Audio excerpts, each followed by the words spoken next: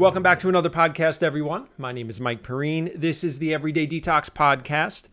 I'm using a different microphone today to record the intro. I actually used this on 3 podcasts I did in New York last time, and I think it's going to turn out to be pretty good. It's a lot easier to travel with, but it's not quite as exact and precise in collecting the sound as my traditional podcast mics, which are a little bit more of a production to fly around with and travel with.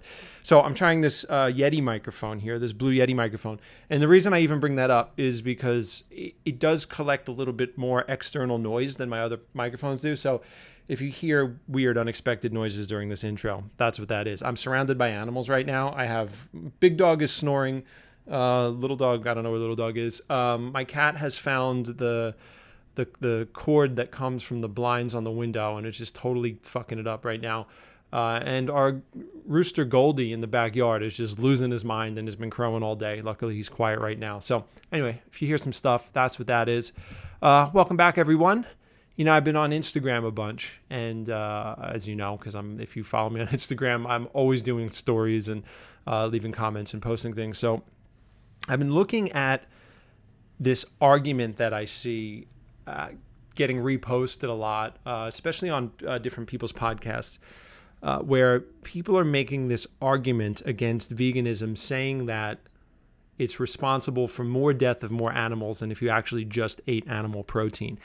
And the argument is saying that it's because of the way we farm. So it's because of all of this mechanized collection in regards to grain and beans, and that as we run these machines through the fields, there's plenty of bunnies and mice and birds that have nested and made homes in these fields. And when the machines just come through, they don't stand a chance, and tons of them just end up getting fucked up. And it's very true. Like, that does happen, but it's a really goofy and ridiculous argument. And I'm amazed that people are even making it. A lot of people aren't connecting the fact that a lot of this food, like most of the corn and the soy and all of this alfalfa, it's all going to feed animals. So you're eating the cow, and you're also, you have that trail of death from the mechanized collection and farming methods of scaled farming for the food for these animals. And then you have all the runoff and all the externalities, I guess we'll call them, where, all of this agricultural runoff that's just killing fish and aquatic life and like destroying the water systems, right? So eating animal food is like at the top of the death chain. I don't understand this ridiculous argument.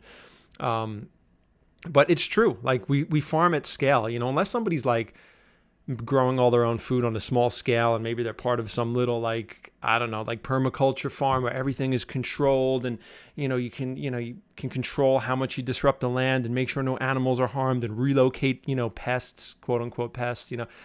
Animals get killed in large scale farming. It's true, but that's magnified when we eat animal food. And it's just a weird idea that when somebody starts to eat clean and eat vegan and want to reduce suffering in the world, that people automatically try to poke holes in it, and it makes absolutely no sense. It's a very strange psychology. The idea behind veganism is not to reach some idealistic state of perfection. Like, we're never going to do that. The idea of veganism is to reduce as much suffering and to reduce our contribution to suffering as much as possible.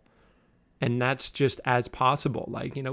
The world is built on a life and death cycle. Like, you don't get through this planet without making waves and killing something, whether it be an insect or an animal, or somewhere throughout life, things get twisty and things die. And we try to reduce that as much as we can. We try to expand our awareness and be as conscious as possible. And that's what veganism is. It's not reaching an idealistic perfection, but it's not only this new kind of attack against veganism that holds vegans to this idealistic perfection. It's other vegans too. Like, people really need to stop with this shit. All the food judgment on people. Oh, this person eats honey, or this person still wears leather shoes, or anybody that's taking a step to reduce and eliminate suffering to the best of their ability should be applauded. Like, we shouldn't be nitpicking each other. If somebody says they want to do that, nobody ever did that with the monks. When they were like all these, vegetarian monks and stuff, people would talk about them with reverence, and they'd be like, oh yeah, they train martial arts and meditate all the time and they don't eat any animals. They're all vegetarian. Nobody ever decided to poke holes into their argument or their philosophy into reducing suffering. So I don't know why we do it now with each other. Anyway, I don't know why I felt the need to bring that up, but it was just something that I saw over the last couple of days. So I decided to do that. Also, in this podcast is really good. I've been really looking forward to releasing it. It is with one of my dear friends and colleagues and one of my partners at Vitality NYC. His name is Peter Rizzi. And I tell a story where I talk about a show that I was on a long time ago. I think it was over 10 years ago now. I said it was Dateline NBC, but it was not Dateline NBC. Somewhere over the last few years, I started saying that, and it's wrong. It was 2020. It was an ABC special, 2020. It was with John Stossel, and I tell a story about that. And it was just this awful show where they said they were doing one thing. They did something completely different. They very much misled us, but they worded everything in a way to kind of get around it. Anyway, it's no big deal ultimately, but it was sad the way that they did it. What happened was, this group, they came to New York, this 2020 show, and I don't know if they're located in New York or not, but they came to our studio and to our groups, our raw food groups and our vegan groups, and this is all kind of at the very beginning of the internet, so it wasn't like it is now. I don't even think Instagram existed when Instagram didn't even exist when this happened. So, they came and they said, hey, we're doing a show on raw foods. It's not going to be a pro or a con show on raw foods. It's just going to be about people that eat raw foods and eat clean. So I knew that they weren't. I knew that they weren't obligated to do a show that was going to show it in a good light. But I thought, all right, let's do the show. And they came to my office. We had a little raw food potluck there. We talked about the work that we did. They came to the New Life Expo, which is an expo in New York where a lot of health coaches and new age people and all that kind of scene used to have this big expo. I don't know if they still do it. I haven't been to one in years. Excuse me. But they came to that. They filmed one of my talks and all this stuff. Anyway, they cut me out of they cut 99% of what they filmed me doing out of it. But and probably because I really tried to make as much sense as I could to them, and everybody else, they chopped up every little thing they said and made it seem like we were a bunch of extremists and nutcases. And the show, when it aired, I remember I told my dad, I said, yeah, I'm going to be on television. I'm going to be on 2020. And we were watching it, and immediately the show starts and it says, it showed this guy that was I don't know. He was he looked like he was 90 pounds, he was 90 pounds. He was covered in tattoos. He had piercings all over. He had this big hairdo and all this stuff. Seemed like a very cool but eccentric dude. Obviously had a lot of issues with food. And immediately you look at the guy and he's 90 pounds and you go, oh, this guy's some type of binger, purger. There's something going on with him. He's definitely got food issues. And it says, Johnny Regini is slowly killing himself with his diet. And I was like, oh shit. And this is the first time I ever heard the term orthorexia. And that's what the show was about. And it was really unfortunate and misleading because this guy, I don't know what he's doing today. I know he had a YouTube channel. I hope he's doing much better today. But this guy, Johnny, was one of the first people they focused on.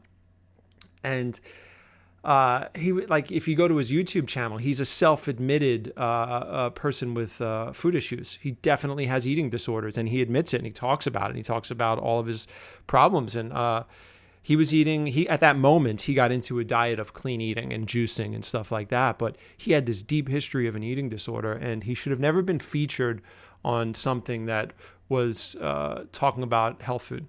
What he brought to the health food movement or the raw food movement or whatever he was doing, he brought his eating disorder to it. And it's not his fault. I'm sure that they chopped things up and painted him in a bad light too. Anyway, I hope he's doing much better. But anyway, that's what the show was, and I bring it up, and I called it Dateline NBC, but it was actually Dateline NBC, but it was actually 2020. So just for a little clarity, on this episode, I sit down with my dear friend Pete Rizzi, and Pete is one of our partners at Vitality. He is interesting. Fun fact, his father introduced me to Dr. Fred Bisci and gave me Dr. Fred Bisci's number.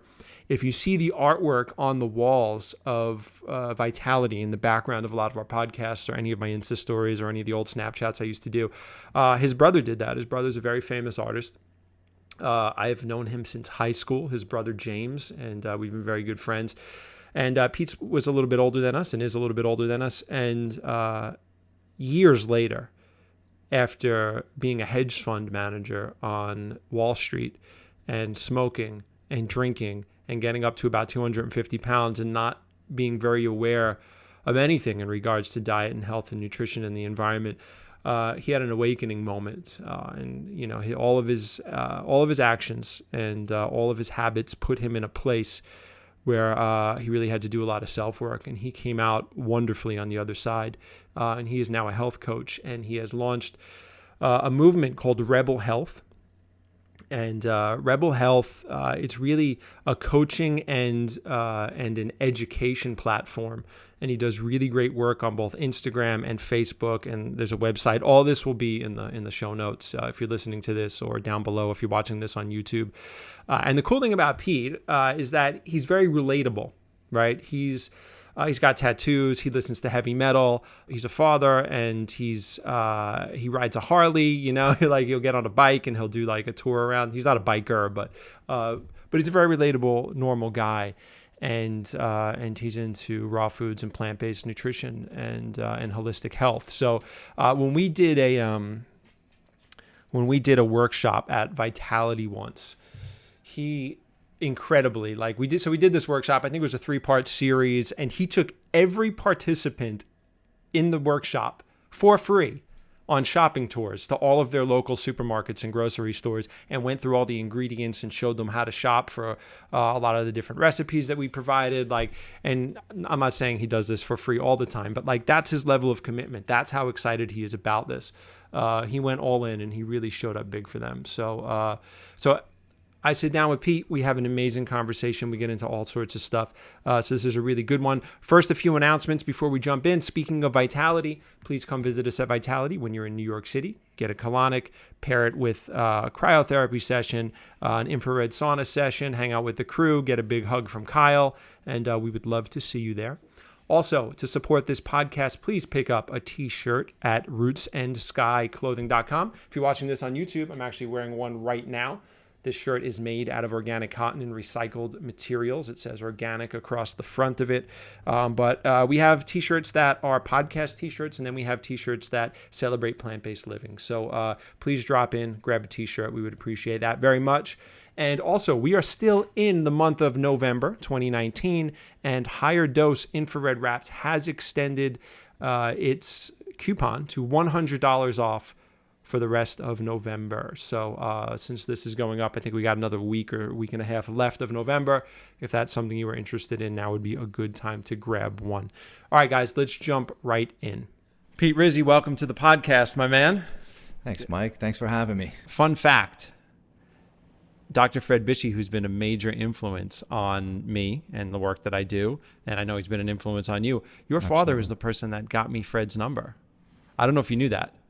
You may have mentioned that is pretty incredible. And I've spoken to my father about Fred, and he's about as well versed in what Fred's all about, yet he practices not very much of it. But what is that? I don't know. I don't get it. I can talk to my father about nutrition and plant-based nutrition and how it prevents disease and helps the body heal. And he's right there with me as he's eating his steak. Yeah, he saw Dr. Bisci as actually, when he was telling me about Dr. Bisci, I was at a barbecue at your house, and your dad was eating sausages, and but he knows, he saw Dr. Bisci as a client in 90 something. Yeah, I believe so. Got to be 90 something. And he's had a host of medical things, but I kind of get that in a way. I remember when I first started to really get healthy and get serious and lose some weight and whatever, but I was still smoking cigarettes, and I was still drinking a lot, but I was drinking green juices and exercising, and I did lose weight, but I was dying on the inside, Yeah, I remember you and I met up for dinner once, and you smelled like cigarettes when you came through, and I was like, we're at a raw food restaurant. I was like, does Pete smoke? I was like, that's so weird, you know? You used to kind of try to balance it out or something. It's part of the insanity of making excuses or trying to manage, what was an addiction, to nicotine and, all that stuff. I didn't want to let go of the habit, right? So I figured I would offset it by eating, right? Which was lunacy, right? Yeah. You saw that clearly, but I was still stuck in it. Hey man, I tried to do it too. You know, one of the first questions I had for Fred, now I'll just give myself a pass here. I was 19 years old, but I had just quit drinking and smoking and started eating vegan, but I wasn't completely, I think I was deep down inside, but there was some part of me, like some devil on my shoulder telling me like, you can still have a little alcohol. You can still have, and I asked Fred, he was talking to me about something I understand very well now, but I didn't understand at the time. He was talking about the biological healing process. And, basically what he was referring to is the process of purging and detoxification and rebuilding that happens when you change your diet. And he was trying to explain this to me. And I said, how does drinking beers, I'll do it like, I'll say it just like I said to him. I was like, Dr. Bisci, how does drinking beers affect the biological healing process? That's what I said to him at the time. And he just gave me this look like, it's not the best idea, Michael. It's not the best idea. And I was just young and dumb, But yeah, we want to hang on to that stuff, Oh, absolutely. Yeah. I know for me, I know you stopped drinking at a young age. At 19. At 19. So I continued on drinking for 25 more years. Mm-hmm. And for me, it was, it was the kind of thing where, it was just more often, more amounts, and it was just becoming less and less of a leisure activity and more of a daily thing. And, So it started what, innocent? Like, it started with, 13, drinking some beers in the woods with my friends, right. And the big boombox radios, listening to music, lighting fires, and that's how it started for me. And yeah. But as an adult, like, so okay, you're working now and you have a family, and then you're like drinking. What did you find? Like, what did you find yourself doing? Did you find yourself like having too many lunches? Because when I worked on Wall Street for a short spell, and I would be hammered by like 1 p.m. Yeah. With the whole office. Mm-hmm. So like, did you find yourself in that kind of situation? Not so much that. When I was at work, I was pretty good. I didn't really drink during the day or anything, but I was working for a hedge fund and we were entertained a lot. So we had brokers constantly taking us out to the finest restaurants with the finest wines, any concert, any sporting event, all I had to do was say the word and I was there. So it was like a kid in a candy store in that respect. As time went on, towards the end when I stopped drinking, it was just getting worse and worse, and my ability to control it was becoming more and more futile. I still tried to manage it up till the very end, which was like, I'll just have a couple here, I'll have a couple there, and I'd sprinkle it in. I'd get the job done. I always got my job done. I never had any problems with the law or anything, but there was just this kind of grating, devolving effect that it had on me physically, mentally, morally, emotionally.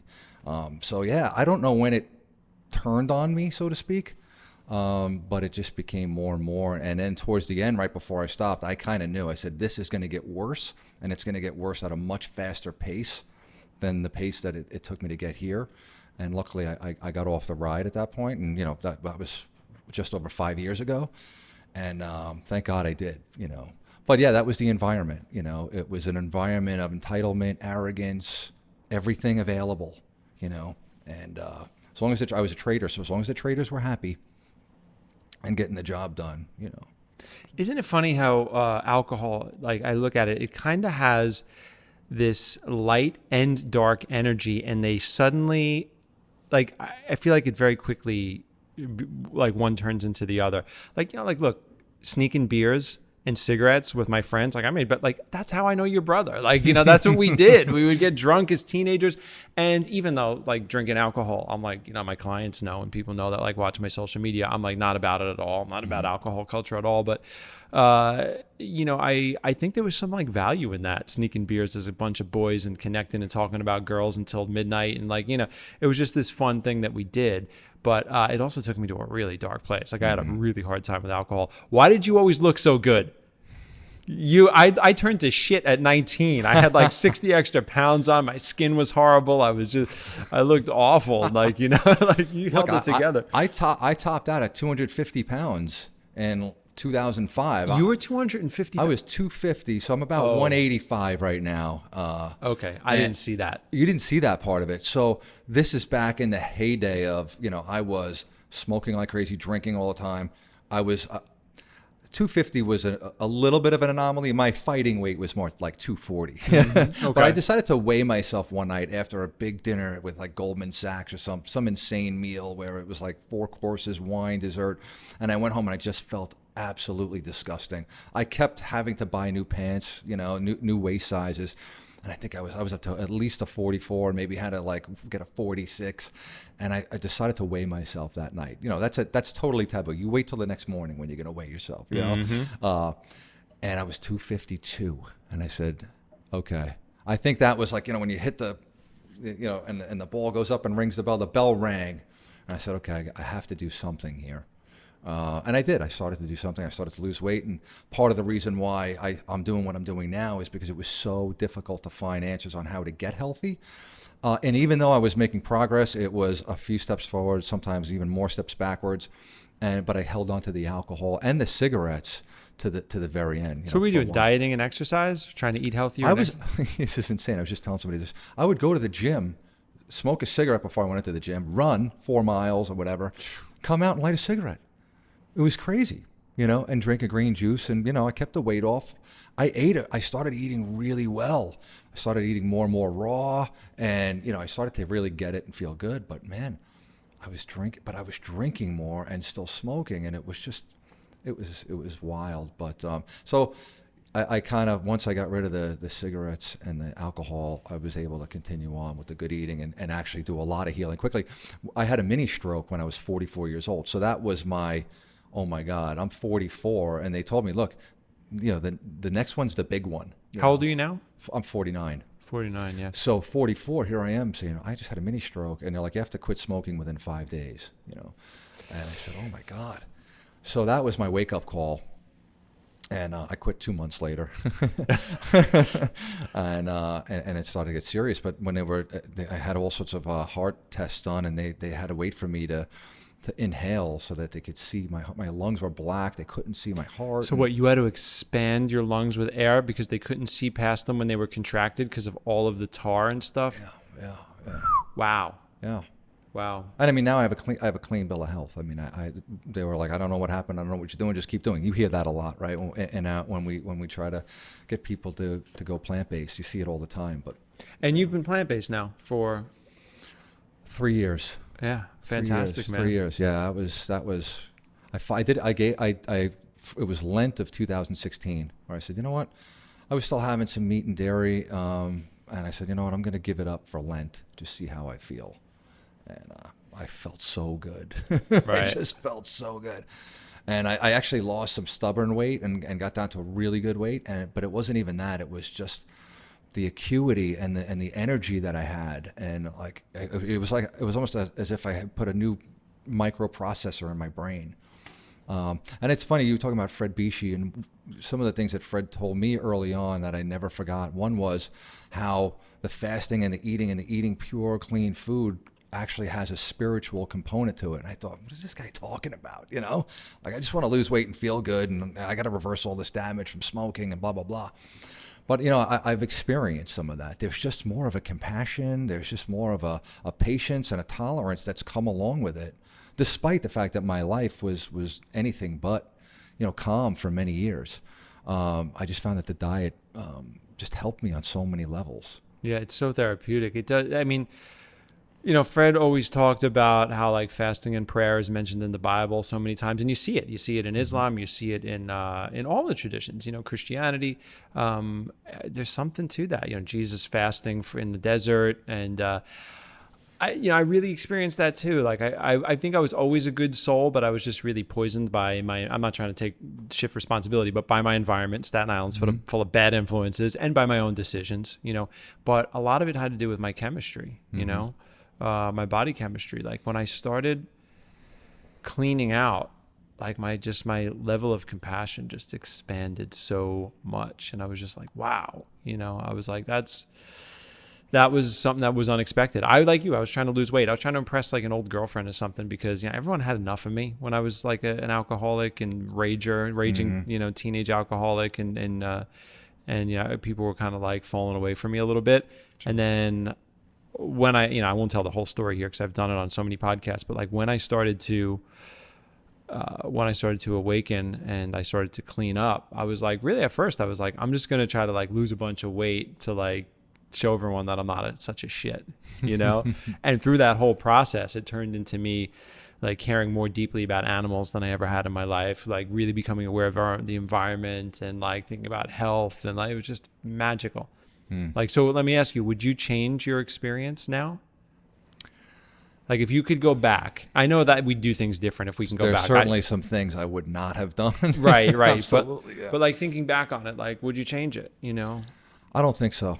I don't think I would change much of it. I think that having kind of come full circle, and a lot of my experiences, whether it was just in some of the substance abuses or even some of the getting caught in the rat race and the greed of Wall Street, all of that, having gone through it and survived and having come out the other side a lot more awakened, I feel that I can use all of that to spread a decent message and to maybe help other people, whether it's on the diet front or on the spiritual front or all of it combined. Because, you know, what we've been saying is that it really is a mind, body, soul experience. The eating is a part of it, but it all feeds into one another.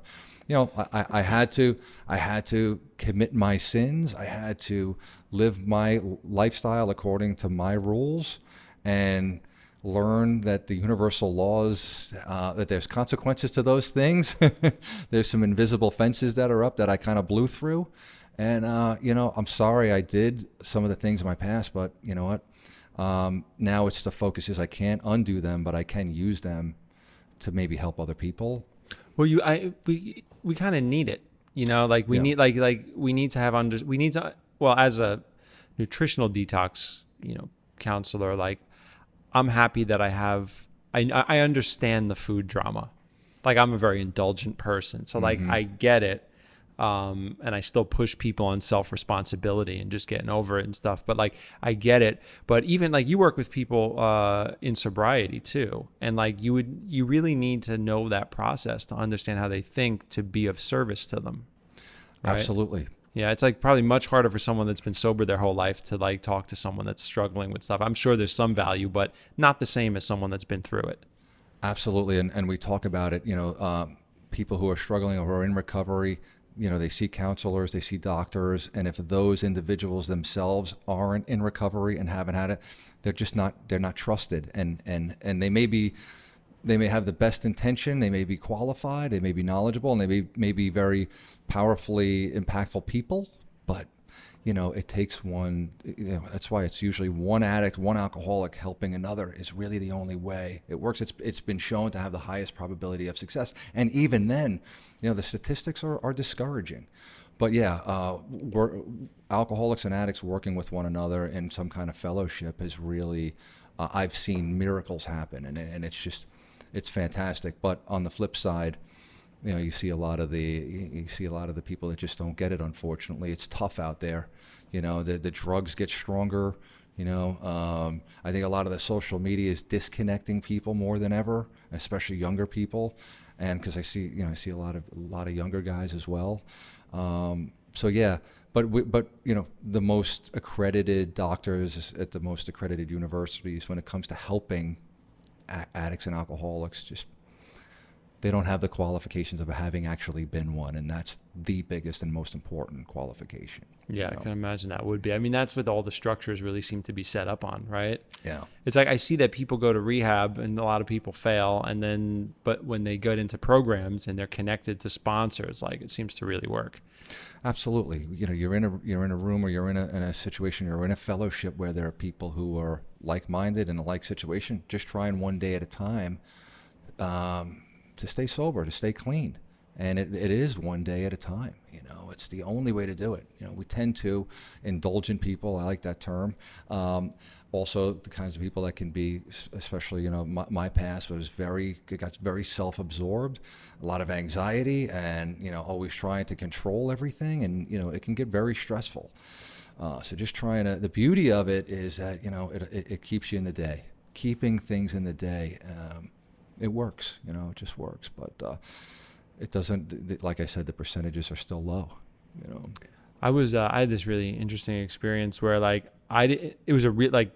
smoking and drinking were two of the hardest things I ever had to give up. I used to have a calendar and I would write each day, 21, 22, 20. It was different days for drinking, so I think it was like 30 days apart. And I would write it, and I found those old calendars and I wrote it down for a year or something. Wow. And I was like, that was really important to me. It was such a struggle. But then when I got through it, I failed a few times, but when I got through it, I was just, something cleared. And I think it had to do with the diet and lifestyle part, because something cleared when I think what happened is I cleared it from my chemistry, and it cleared, and I did not need any support from that point on. And Dr. Bisci said something to me once. He goes, "But Michael, do you call yourself an alcoholic?" And I said, "No, I feel like that was just another life and it's not even an issue." Mm-hmm. And he's like, "Yeah, you're not an alcoholic." He's like, "You've cleared that, And I saw a glimpse of that, Scientology and L. Ron Hubbard, right? So he had he developed this detox program, and it's called the Scientology Sweat. And they do all this stuff. A lot of it I don't even agree with as a practitioner, but it was sitting in a sauna for 6 hours plus a day. Mm-hmm. And Scientologists actually did something really cool. They offered it to September 11th first responders and cleanup workers for free. So they had that for them, and you drink all this niacin and get on a stationary bike, and then you go in the sauna and you're sweating and sweating. And I think that's the way that he won over a lot of celebrities, is that they were able to break their drug addiction, not only from whatever Scientology provided as far as structure. By the way, I don't know anything about Scientology, but I just know that I've had clients that have done this program. And it's because they were in an active state of detoxification that they actually cleared the residue of the drugs or whatever from their system, and it helped them get past it. So they weren't stuck in the drama of it all. Right? Where a lot of addicts, what they do, let's say someone's addicted to heroin, they'll stop. They stop, and then they go into withdrawal, and then they're trying to manage, and they're trying to stay away from it. But I don't know this, I'm not speaking as an expert on this, but it's interesting, the people that I know that have had great success where it's not an issue and they don't consider themselves an addict are people that have engaged in clean eating and cleansing practices. And I think that when you remove the residue of whatever it is that you're addicted to from your system, that it probably gets a lot easier. I would think, it helped me a lot, eating clean, juicing and exercising, and sauna was big for me. I have one in my house, I still use it regularly. That helped me, I know, to detox a lot of the chemicals and the metals, and that certainly, and just so therapeutic, just releasing all of that. But, unfortunately, I see guys coming off and women coming off of one addiction and substituting with something else. And for people who struggle with alcohol, that substitution is high sugar. Right. It's ice cream, pints of ice cream, a day. And, you kind of tell guys, do what you got to do for now, and get that out. That craving for alcohol can get you killed. It can get other people killed. It can put you in jail for the rest of your life. Fine. Let's deal with that now. Ice cream, yeah. Ben and Jerry's is the stock price is going to go up for now. Great, we'll deal with it later. But it just unfortunately it would be to have more of a healthy regimen combined with the spiritual aspects of getting sober and the removal and the detoxification of the cravings. I think the success rate would be a lot higher, Yeah. I see that at AA meetings. I don't go to them, but everybody I talk to that goes, they go, "Mike, it's all coffee and donuts in the back of the room, and everybody smoking cigarettes out on the breaks or after the thing." It's just I get the coping thing, but I wonder if that contributes to them still being there 10 years later. It's a good point. Yeah. It's a good point. You're substituting one addiction for another, programs like Alcoholics Anonymous, which are 12-step programs, they're spiritual in nature. You surrender to whatever, they have it for gambling, they have it for cocaine, heroin, marijuana, alcohol, overeating. Yeah. And they work for all of those things. The those programs are spiritual in nature, and it's about turning it over to a higher power, and and it works for that particular addiction, Yeah. But if you're substituting it for something else, well, you're just powerless over something else. And are you truly free? Are you truly sober? I mean, that's a debate for, other people to have. I mean, it's great to not drink and use heroin and cocaine. You can take it a step further, like I have in my life. I don't want to drink alcohol and I don't want to smoke cigarettes anymore, but I want to really treat my body well. I want to know what's going in it. I want to know where it came from.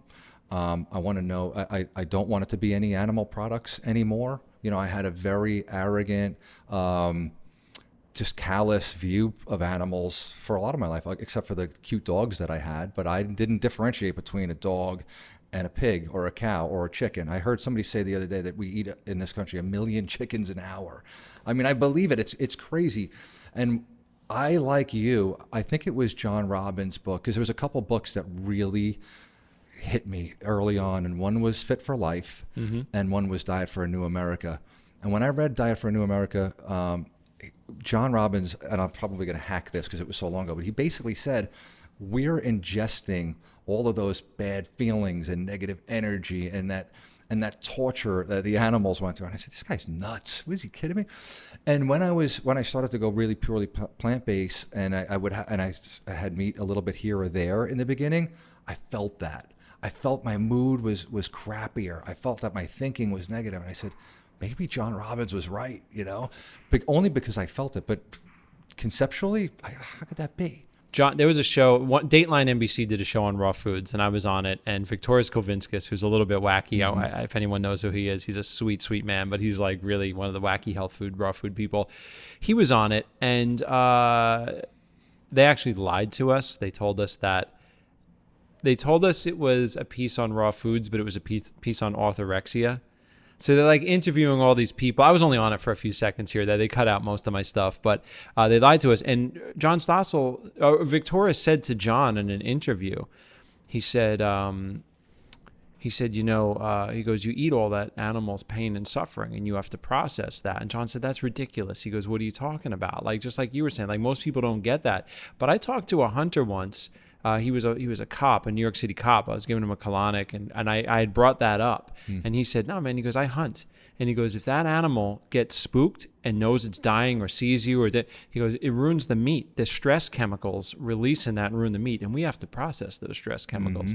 Those don't just disappear once the animal's dead. They're like, I don't know if you've ever been like afraid for your life or so stressed because some loss, or like you feel what happens to your like you feel it run through you. You feel the acidity build up, some types of cortisol and other stress chemicals, right?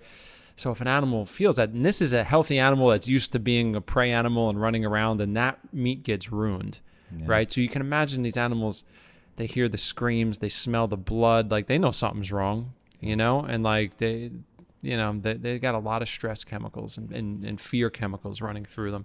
And people are eating that shit all day. Definitely affects psychology. Definitely affects the way that they show up in the world.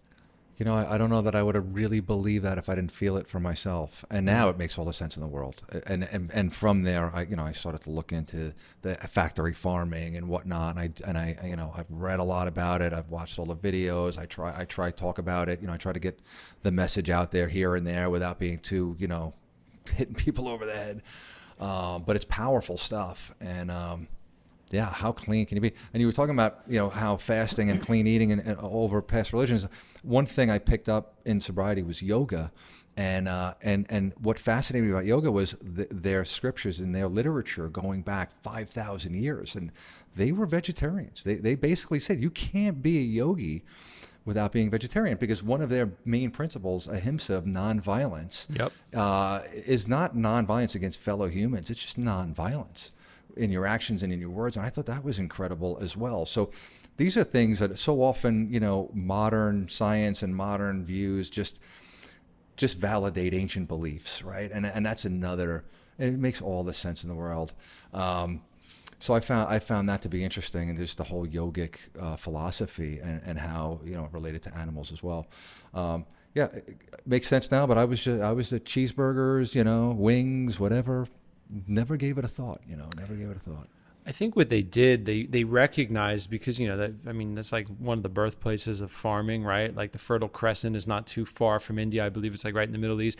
That was like the first places where people started having animals. And like, it gets real dark, because I understand, and I believe humans are omnivores. I actually think we're supposed to eat insects and stuff if we're in a natural world, like with smaller animals and tide pools and, and like things like that. Just like our relatives, like the great apes, they eat termites and stuff. And I know culturally it's not something we would do, but, I believe humans are omnivores. I believe that we can successfully be vegan. Obviously, I've been doing it for 25 years. I promote it. And I understand how, like, tribal people, okay, that they're killing something, but they're entitled to food and they're in balance with nature and they're not farming, right? So, I get, like, if tribal people, Native Americans are killing buffalo or deer or like whatever's going on, I understand how it's not a spiritual violation for a conscious being of the earth trying to survive, right? I get it.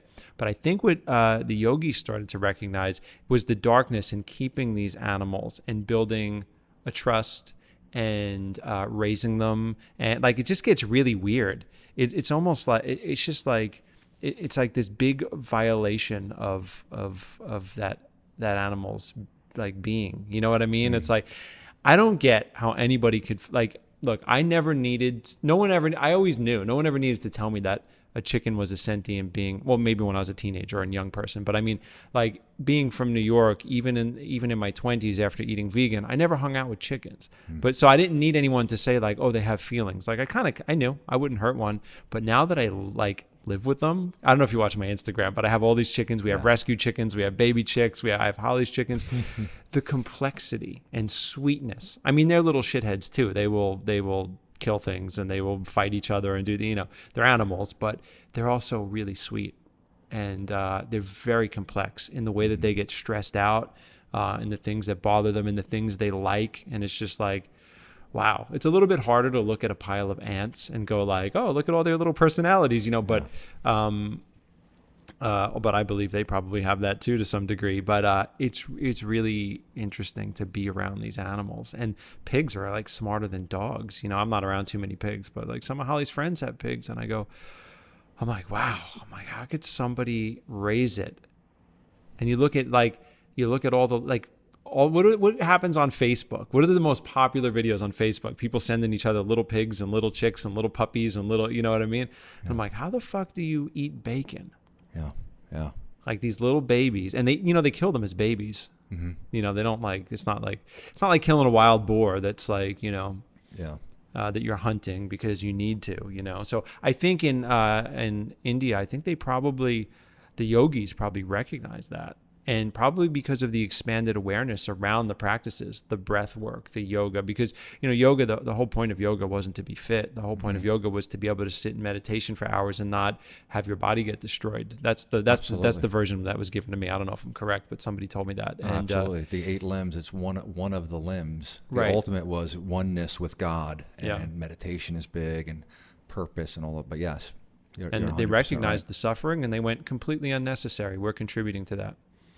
That was one of the reasons why I stopped fishing, I haven't fished in a while. I loved it. My son, we bonded over it. I taught him how to fish. In the 90s, he wanted to play Nintendo and Sega, and I was like, yeah, we could do a little bit of that. But whenever he wanted to fish, I was like, this is great. He's going to be out in nature. We're doing natural things. One day I was fishing with him, and it was just as I had just started eating vegan and doing that. And then I was like, oh, I'm going to throw it back, so it's not a big deal. But then I recognized like the struggle and the suffering, and I'm like, that didn't exist until I showed up. You know what I mean? Like, I'm creating that. So I'm like, what are you creating with your life? Well, in this moment, you're creating suffering for another being. And fish, when you're fishing, it's not like, oh, it goes through their lip and there's no nerves and you pull it out and throw them back. No, there's stress. Fucking 60% of the time they swallow that thing and you rip their guts out when you pull it up. It's like, it's not what people and you think. see it at the top of the water. You see it, 5 minutes later. It's like, oh. And you're like, oh, I guess sorry. you didn't make it. Yeah. And you see all the fishing line caught up in the tree, and it's just a mess. And I recognized it immediately, and I went, "Oh, that's suffering that's originating from me." Yeah, for sport, for fun, for my own pleasure. So I didn't do it anymore, and it was just interesting. Like, I think that's probably what they tapped into as well. They were like, "There's no purpose here." Yeah. It's a great point. And when you were talking about the hunters, how they recognize, that fear and, how that affects the meat. I heard the same thing about fish. Everybody's about wild caught. Okay, let's get wild caught fish, farm raised fish. I get it. It's awful. But wild caught fish, what kind of stress is that fish under, that tuna under for 2 hours while it's, getting brought in on a fishing line? That's, that meat has to have a lot of that in it as well. The other thing you were talking about was, how we're meant to be omnivores. I get that argument all the time. I tell people we don't have the digestive system for being heavy meat eaters, nor do we have the teeth for it and whatnot. And I get, well, our ancestors ate meat. And I kind of feel like if they ate meat because they had to, first of all, they probably ate a lot of the organs. They used every part of the animal that they could. They used it for warmth and shelter. And they had a tremendous, they didn't just have a passing respect for the animals. They had a gratitude that was far beyond that. They worshiped these animals. Well, they were in union with the earth and the animal. Right. And they had their rituals, their prayer, their ceremonies, and respect. And right, they weren't senselessly killed. They weren't senselessly raised. It's so different than the way it is now. I don't know why I have to have this conversation and why it's not so obvious. But well, I tell people, I go, I say, ancestors ate meat. I say, and I don't, I think that any tribal people or indigenous people that are still hunting, I'm like, you're not out of line spiritually. You're living in union with the earth. But for us, it's like, we're not in balance with nature. So continuing a hunter lifestyle or a gatherer lifestyle is not going to work. We're an agricultural society. And in the agricultural society, we're given a choice. We can get nutrition from plants if we want to. It's a choice. You can eat bacon or you can eat chickpeas. You know what I mean? It's like you have a choice. Now, the choice that you make is super important, though, if you're looking at your life spiritually. Because if you reflect on every choice, it's like, well, I chose suffering and to end a being's life, or I didn't. I don't think an indigenous person that's living in a rainforest somewhere needs to contemplate that. I mean, maybe they could, but, they have a right to live. But we have the comfort of agriculture. So that's the way I look at it. I'm like, it's a choice you have. You have a choice to either create suffering or not create suffering. What do you want to do? Yeah, and there's the disconnect between the hamburger or the chicken strip and the actual animal. The connection just doesn't get made, whether that's by design or not. A lot of people just say, I don't want to see the pictures. I don't want to see the videos. I don't want to make that connection. A lot of people that do, they invariably, a lot of them give it up. Yeah. But it's if I don't see it, if I don't know it, and I just ignore it, then I'm okay with that and I can do it. So, I see a lot of that. It's just a patty. It's just it's just a chicken patty. I just want a happy meal. It's just a sausage. I love my sausage. You love salt. You know what I mean? Right. Yeah. You love salt. I find that I say the same things over and over again a lot in our Q&As and in a lot of like what we post. And it's, all protein comes from plants. We have to eat all this meat, and I'm sure you've gone over this in so many podcasts, but it's just incredible how the whole protein thing, and I have to get my protein, I have to get my calcium from milk, I have to get my protein from meat.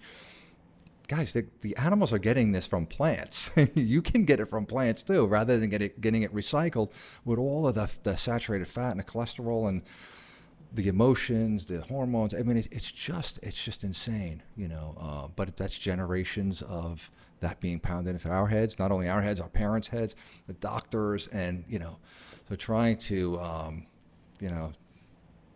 unlearn some of those things is difficult. I get it, You do a lot of work on Instagram, or Facebook rather. You do more on Facebook with Q&As, right? You do like live Q&As or something? I do live Q&As once a week. It's just something that we started to do. We've got our own community now. We have our regular Rebel Health page, a couple thousand people following it, and then we have a private community, which is just, a support group. I do Q&As in there.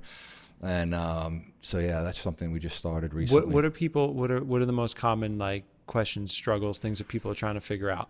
Protein, where am I going to get my protein is a very common one. All carbs are bad is another one. We just did a Q&A on that today. Keto, people asking about keto and that kind of thing. And just to be honest, what we do, we don't just go nutrition. We feel like we have to get to the motivational side. We have to get to the, you are what you eat, but what's eating you. And if we don't get to the what's eating you, and I've seen it with myself, eating a pristine diet, and we've talked about stress and how we could still get unhealthy, get sick, and eat well. It's still very possible if we don't get to those bigger things. And sometimes those things are more important than the food. So we try to cover it all. So we spend a lot of time on, you are here.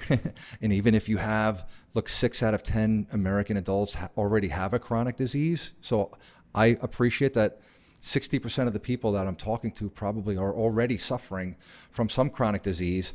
And, it's a cause of lifestyle choices or beliefs, but we really try to say, hey, you can start today. You can take back your own health. And let your body heal itself. Just get out of the way. And so we try to be a little bit more motivational, and we build in a lot of just good sayings and good hey, just start now, start small, start making small changes. It took a long time to get here.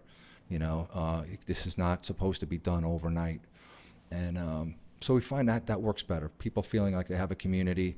They're not bad because they're overweight. They're not bad because they're diabetic.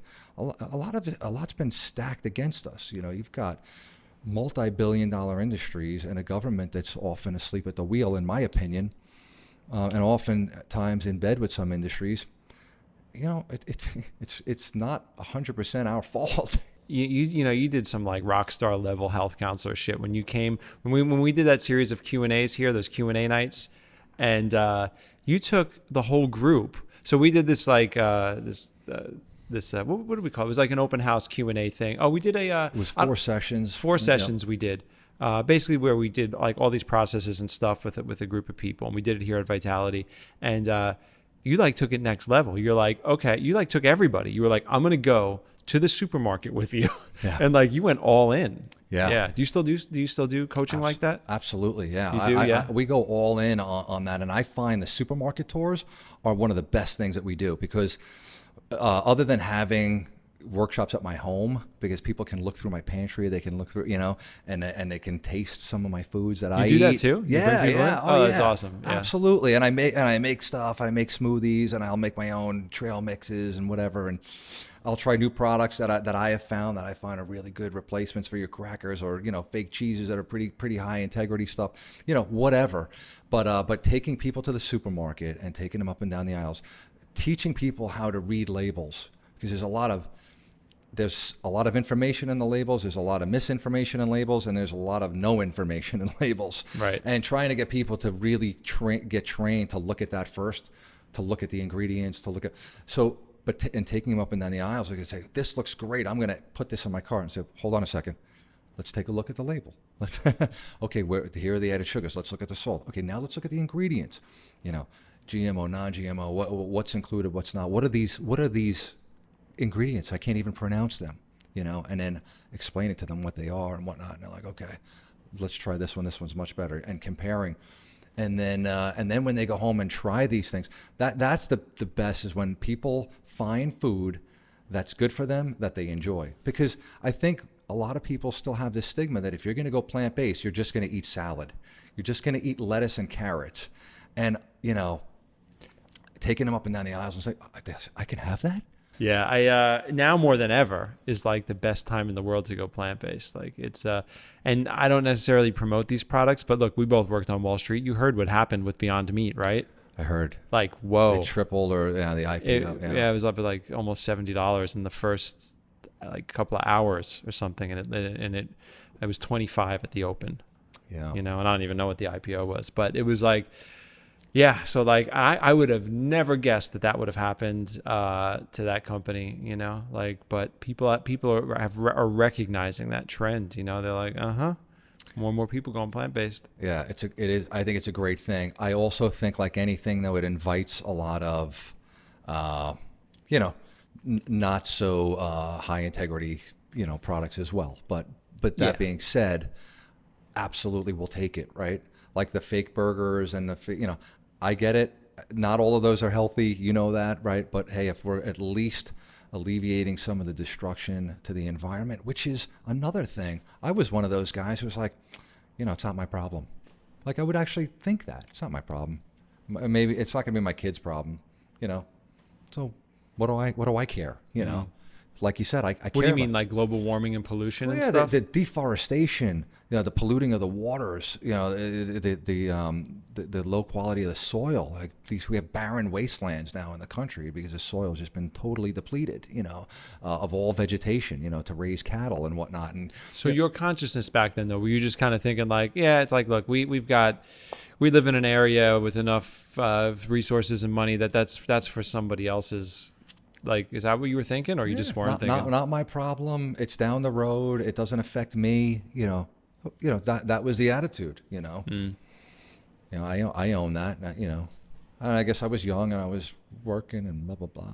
Well, whatever. But I don't feel that way anymore. Now I'm actually like, oh my God, this is crazy. I heard that they are actually burning acres and acres of forest now because it just takes too long to actually cut the trees down.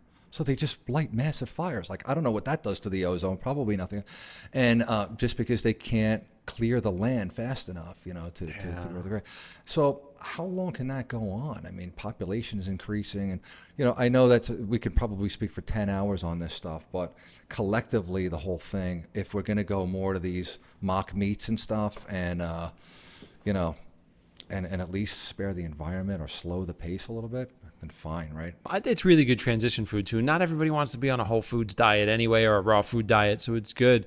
My friend Peter Rizzi works with a company called Good Catch, and they actually matched the nutrition of tuna. I hear it tastes just like tuna. I've not had it. I probably won't eat it, but it's like it matches the nutrition, minerals, protein, and essential fatty acids. So, and they ask everybody at the trade shows that are eating them, they're like, if you could eat a plant-based tuna that met the same nutritional requirements, would you? And everyone's like, yeah. And then they give it to them, and like people are blown away. So, yeah, we're getting there. That's amazing. It is such a positive environment for that, and to get people excited about eating and not have all that other impact, that heavy footprint.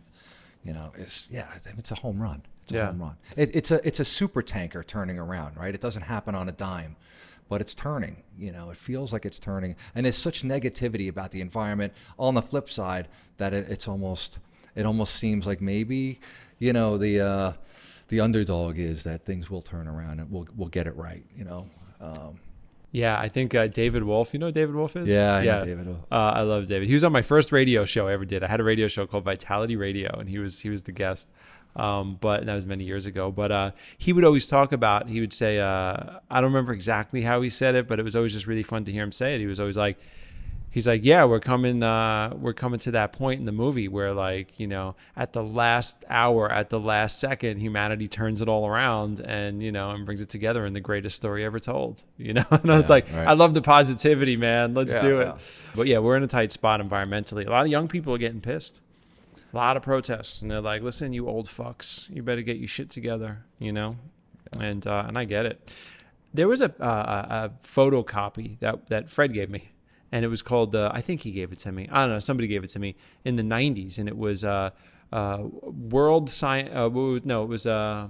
Scientists of the World Letter to Humanity.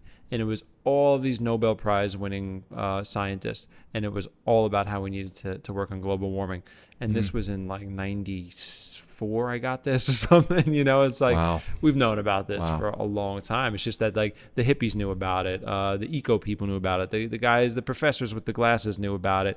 But it didn't get the coverage. Good point. Back in the 70s and 80s, think about all the toxins and pesticides that have actually been banned, that were banned back then, that are still showing up. Yeah.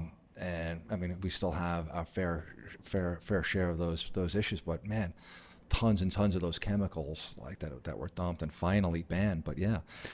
Did you ever see the 10 Americans video? No. So Environmental Working Group, a guy named Ken Cook, made this video. It's called 10 Americans. I've talked about it on past podcasts before. And he goes, there's these 10 Americans were tested for, I'm going to butcher it because I don't remember the deets, but it was like they were tested for this chemical, that chemical, they tested positive for this. And they tested positive for like 100 and something chemicals out of like 300 toxic chemicals. And they were like, but they did this test and they knew that it wasn't from the water that they drank. They were able to determine it wasn't from any of the food that they ate. It wasn't from the air. They knew that it wasn't coming from the air. And it was because none of them were born yet. And they still had all these toxic chemicals right in there. Like we were born with chemical toxicity. Wow. I mean, to me, it's the chronic disease and seeing the disease and the obesity in kids and kids, cancer being like the second leading cause of death in kids, where like you never heard of kids really dying of cancer. Let me ask you this as a parent, right? Yeah. How much of your lifestyle do you, like, obviously you're an example to your kids, right? And to the family. But how do you deal with them making their choices? Are you just kind of like, hey, you're going to live your life and you see what I do and it's cool? Or does it kill you inside when you're watching them eat? I don't know what they eat. I'm just, when they're eating a rainbow colored Twinkie, you're just like, fuck, or you're like, yeah. Well, I have 3 teenage boys. They're all teenagers right now. And I am their greatest source of abuse and humor and ridicule. So whether it's my clothing, whether it's my music, whether it's what I eat, and they love, you're a vegan, I love yoga, So I give them plenty of material, for adolescent boys to come at me, and I get all the vegan stuff. Oh, it's not vegan. Oh, is it organic? But I will say, when my youngest son. Hopefully he never sees this because he'll kill me for bringing it up. I doubt he watches the Everyday Detox podcast. Yeah. When he was about 12, he and I watched What the Health together, that documentary, and he went vegan. And he lost weight, and he was playing baseball. He was a pitcher, and his baseball, he got moved up to the better team, and he was like one of the best kids on the better team, and he was lean, and he was strong, and he was running. I said, this is unbelievable. And there was a blowback or a brushback from kids in school.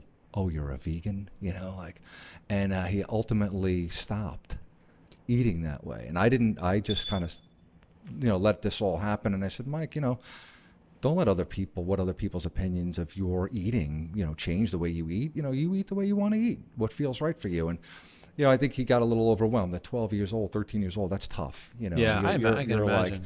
And he's since gone back to eating more of the standard American diet. But the seed's planted, and but it's funny. Like there's that stigma, almost as if there's something wrong with you if you're eating. In my opinion, really the way we were designed to eat. But that's a real thing out there. And I've even seen it when we post certain blogs that are sensitive to people, whether it's about milk being not good for strong bones, or animal protein, and man, some people get like violently defensive. And I've been called every name in the book. I'm sure you've been called many names. I've been pretty fortunate. Most people don't fuck with me, but I'll tell you where they fuck with me: here on YouTube. Oh, is that right? For the people, on YouTube, people just, I don't know what it is about YouTube. It's known for being a place where people just get shitty. They say things they would never say to someone's face. They just say there was this one guy, he was just saying nasty shit about Fred, talking about how he looks like a decrepit old man and stuff. And I'm like, dude's 96. He looks amazing. He runs on the beach. I was like, what are you talking about? But people love to say nasty shit. Instagram, no, everybody's really sweet. All the other platforms, everybody's really sweet. Even if they don't agree. Facebook's been rough. Facebook can be rough. I found it. It can be. It's rough politically too. It's very rough nasty politically. Things to each other. Yeah. Absolutely. But just to finish up with the kids, that's my youngest. I know that seed's been planted, and I know he'll, my oldest kind of gets it. He's always been lactose intolerant, and he'll eat his stuff, but the awareness is there. When he lives with me, when he comes home from college, I just don't have the crap in my house. So there's apples, there's bananas, there's healthier crackers or whatever, there's healthier chips. I not going to force them to eat, pure vegetables all day, Right. And I remember last time he came home, he's like, oh, I'm so glad to be here. I need to eat better. It was like all the colleges now, they put all the fast food places in there. It was like Chick-fil-A is in there now. This is a way to entice students to come. I mean, you got a 17-year-old kid. My son looked at the gym and the cafeteria. Yeah. Those were the 1 and 2 criteria, Those were the big determinants in what school I'm going to go to. I get it, but it was nice to hear that. So I think, you can only, live the example, live it, have it there, have them try it, have them like it, and they'll do with it what they will going forward. But at least they see how it works and whatever, they have exposure to it. Like we said, there's hope, and I think this is an exciting time. There's still a lot of scary things out there, a lot of build-up, cumulative problems that sometimes feel like it's just gone too far. I've gotten there in my head sometimes, and then it's like, no, well, wait, we at least got to go down fighting. Well, it's given me a sense of purpose in an entire career, assisting people with cleansing, detoxification, connecting to the earth, eating organic food. Like, I'm so passionate about it. I love it. And like, I get to do it for a living, Yeah. It's like, it's been very purposeful. I wouldn't change a thing. It's gratifying. I don't know how you've been doing this a lot longer than I have. I can get passionate to a point where it's like, how do you not see this? And there's that line that you can't cross, and I find that I'm constantly pulling myself back and saying, how do you balance, being passionate and really having the conviction that you have that I share, and in the midst of a lot of insanity, and not want to shout from the rooftops, but and not like diminish the message. So sometimes I still need to work on that a little bit, and you've been at it for a lot longer. So if I could switch did you ever experience that kind of balancing act?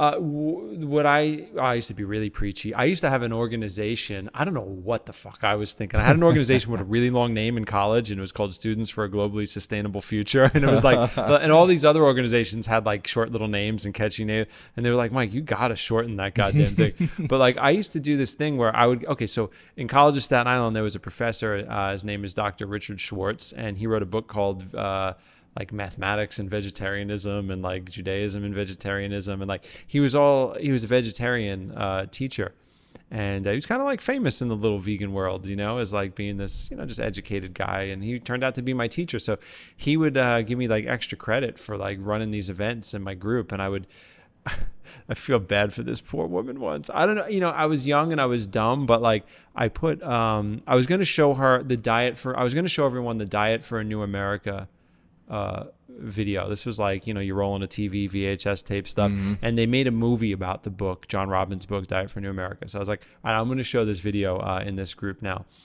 And we were waiting for people to show up. So this woman was sitting there, and I go, okay, and I was like, wow, what can I do for the next 15 minutes? Cause like, I wasn't a blabbermouth like I am now. And I didn't have much to share. So I wasn't going to like, speak from the front of the room. So she was waiting in there, and I said, well, I'll just pop in this tape. And it was like an animal slaughterhouse tape. Mm-hmm. And I thought she was going to run out of there crying. And she was like, my husband's a butcher. I can't watch this. What are you doing?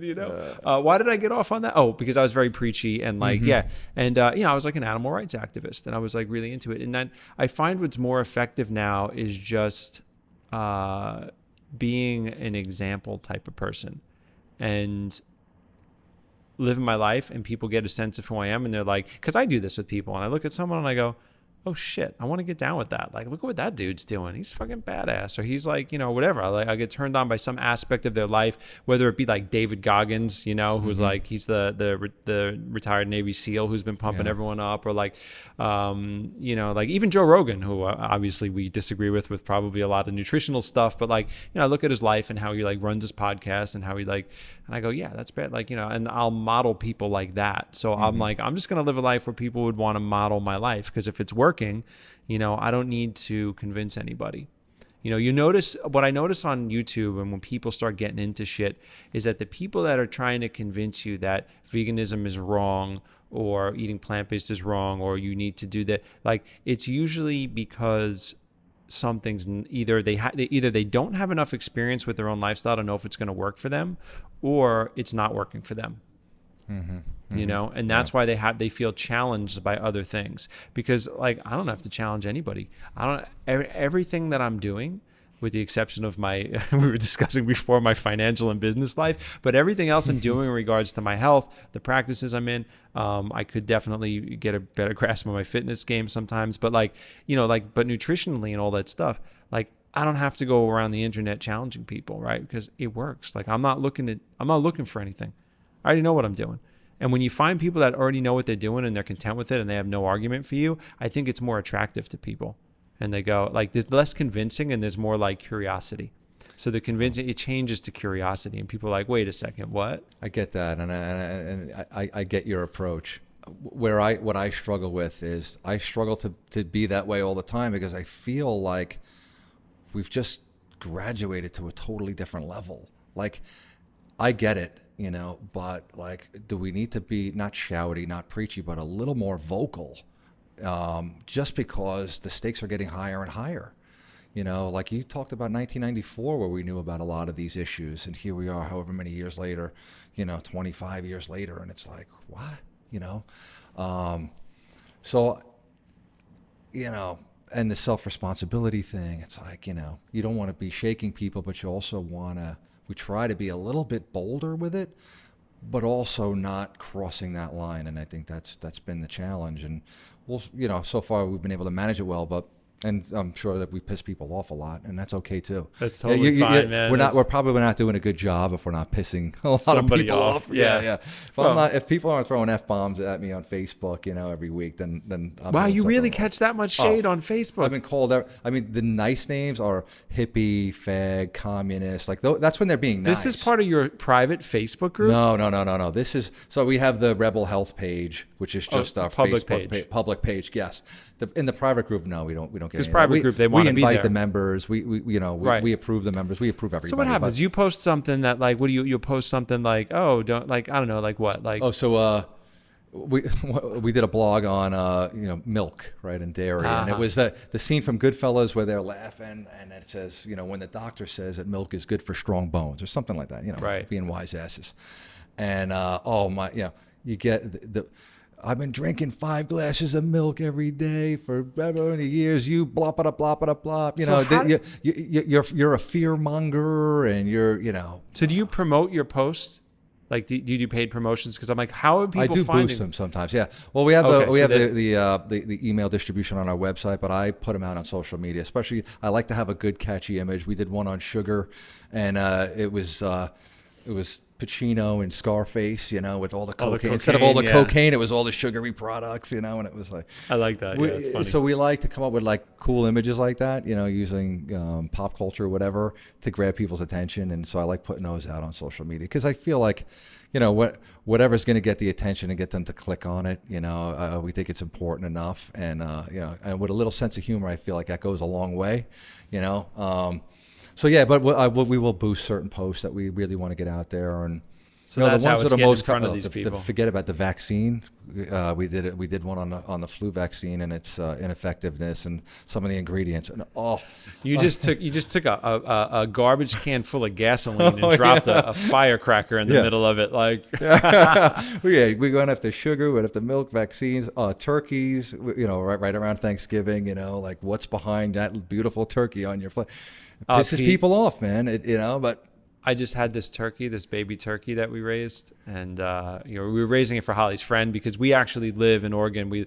If you watch my Insta story, like it looks like I live in the country. I live right in town, so like 5 minutes one way are cows, 5 minutes the other way is like the center of town where there's like performances and theaters and all this stuff. But like, so her friends, we can't have a turkey. Turkeys are big and loud, But this little baby turkey was so sweet. It would sit on my shoulder and it would like rub up on my head and my beard. And it's like, that's awesome. And people eat them to celebrate. Thanks. It's fucked up. It's crazy. It's fucked up. We're not living in the 1800s anymore. We're not. And that's a great point. Like we have such abundance, right? And like you go into the supermarket and it's like half the stuff, if not more, is just total garbage, and yet we choose to, there's that insanity, aspect to it. And the other thing is, you and I were talking about stress before this. When you think about stress, right? I was thinking about this morning. I don't know why. We have so little to stress about versus our ancestors who were worried about finding water, like finding food, weather, unpredictable weather. I think we've always had unpredictable weather to some degree, right? They were just like whatever was going on in their own tribes and whatnot, and survival and other tribes. Like that was you and I don't have to worry about. Yeah, we may not have as much in a bank account as we want. We may have some fears about those types of things, but our survival's pretty much guaranteed. I mean, like we're not going to starve. Like Holly, my fiance, works in emergency medicine, and there's all sorts of like homeless addicts that get hurt, and they come in. and they get medical care. Like we're in a very cushioned, good place. Even if you're making the worst decisions, you're going to get taken. Like, no, you're not going to die in the street for the most part, unless you really kill yourself there. Yeah. You know what I mean? Yeah. Yeah. So our stress is really what we're bringing on. Like, we don't have those are real stresses. Our other stresses are, the job, not getting as much as we want, or it's abstract. It's a different thing, right? It's almost abstract, like we're creating, stress. Right? It's yeah. It's just like these abstract concepts of money and stuff. It's interesting how that changes, and I don't know if we're really equipped for it. Like, because it's abstract. It's not like something that we have our feet in the ground and like something that's been taught to us, like survival techniques. All of a sudden, someone's having to deal with like insurance paperwork when their loved one is sick or something. It's just like it's very different type of stress. Yeah. I'm sure they've done studies on that. Tell us, how can people get involved in your Facebook group? How can people come to your Facebook page and leave shitty comments? That's right. It's Rebel Health LLC. Look us up on Facebook and join the fray, join the fun. Where do you join the private group? Right through there. The private group is called Be a Rebel. And you can just type that into Facebook. And if you'd like to join, we're doing more recipes. We just got certified as Food for Life instructors through PCRM, which is a Physicians Committee for Responsible Medicine. So we've bolted. I love those guys, man. Neil Barnard. So we were just down there in DC. So we're bolting that on. So we're going to have tons more recipes and helping people find healthier, like delicious, tasty stuff. So we do a lot of that in the private group, and we share a lot between both. But in the private group, I offer myself out for free consultations, and it's just like our own tribe. It's our own little rebellion, so to speak, and it's been growing at a nice slow pace. So yeah, it's called Be a Rebel on Facebook, and people are asking questions, sharing things, It's great to see that. And by the way, if anybody's watching this on YouTube, we're at Vitality right now, and you'll notice some similarities to your logo for your company and the artwork on the walls here. And that's because Pete's brother James did the artwork on the wall here, and he also did your logo, it's some of his art. Yeah. Well, awesome, my man. Thank you so much for hanging out late with me and doing this. Anytime. This is good stuff. Man. And it's so ironic. Like, this started with your family. Like, I wanted Fred's number. I remembered a high school teacher telling me about him, and then your brother James was like, "Oh, my dad knows him." Yeah. And then your dad was like, "I got his number. I'll give it to you." And then here we are 25 years later, sitting at Vitality doing the work at a whole new level, Incredible. And I probably bought you and my brother the beer that you were drinking when you were or we stole it from you. Exactly, my man.